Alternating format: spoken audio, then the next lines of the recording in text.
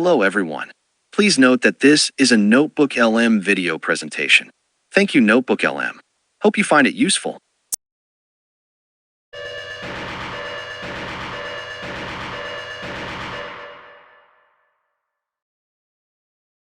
We all think we have a pretty good handle on how we learn.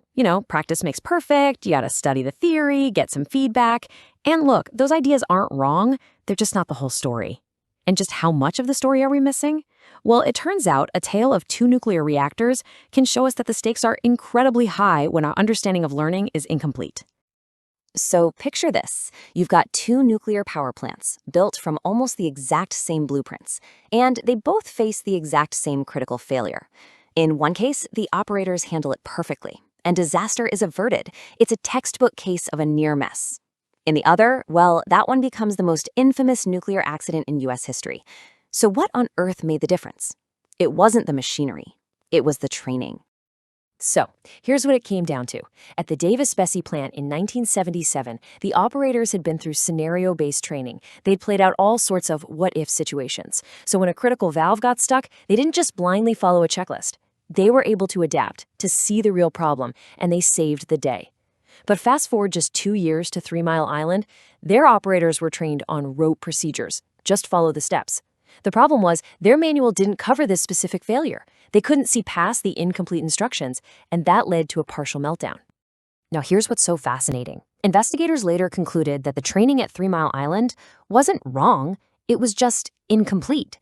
The operators needed to know the procedures, for sure, but they also needed that adaptive judgment. And that brings up a huge question for all of us, doesn't it? What if the models we use for our own learning, the way we study or practice an instrument or learn a new skill for our job, what if those models are also incomplete?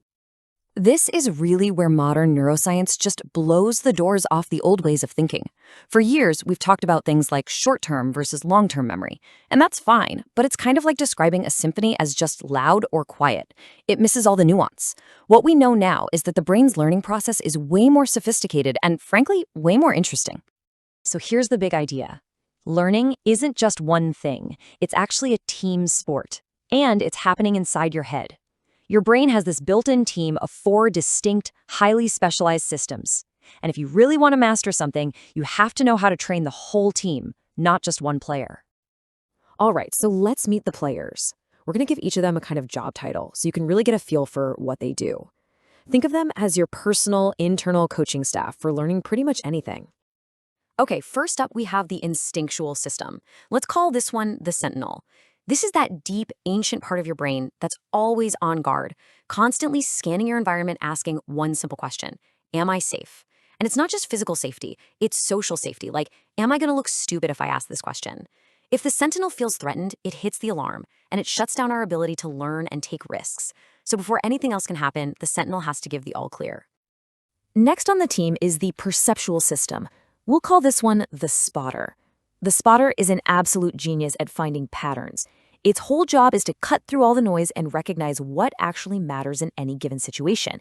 It's the thing that lets an expert physicist look at a crazy equation and just see the underlying principle. Or how a great teacher can spot that tiny, fleeting look of confusion on a student's face. The spotter isn't thinking logically, it's recognizing intuitively. Then there's the deliberative system, our strategist. Now, this is the part of the brain that we usually just call thinking. It's your conscious, analytical mind. It builds mental maps, it connects cause and effect, and it plays out future scenarios to understand why things work the way they do. It's unbelievably powerful for tackling brand new problems. But, and this is a big but, the strategist is slow. It takes a ton of energy and focus, it is a gas guzzler, and it gets tired fast. And last but not least, meet the procedural system, the pro. The pro is all about one thing: automation. Its whole purpose is to take something you've practiced and turn it into an effortless, unconscious habit. This is the system that lets you drive a car while planning your day or type an email without even glancing at the keys. The pro thrives on focused repetition, basically carving pathways in your brain until a complex skill becomes second nature. It's the ultimate goal, right? To get the pro to handle the routine stuff so your strategist can focus on new things. Now, this right here is probably the most important rule of the whole game. These systems are separate. They work together, but they learn independently. A memory learned by one system doesn't just magically transfer to the others. You can't learn to ride a bike by just thinking about it with your strategist. Your pro has to actually get on the bike and practice the motions. Each specialist on your team needs its own unique kind of training. So if each system has its own way of learning, what does the right training actually look like? Well, the secret is all in the feedback. You can't give the same advice to every player. You've got to speak their language. Let's look at the difference here. To train your strategist, that big thinker, you need why feedback. You explore consequences, you dig into the logic. But if you're trying to train your pro to automate something, why feedback is totally useless. The pro needs how feedback. It needs clear, precise, step-by-step instructions on how to do it right, over and over and over again. And it's the exact same story for the other two. To train your spotter to see those patterns, you need what feedback. You have to point out, hey, look at this. This is what's important. And for the Sentinel, the most foundational system of all, you need who feedback. This is about making it feel safe.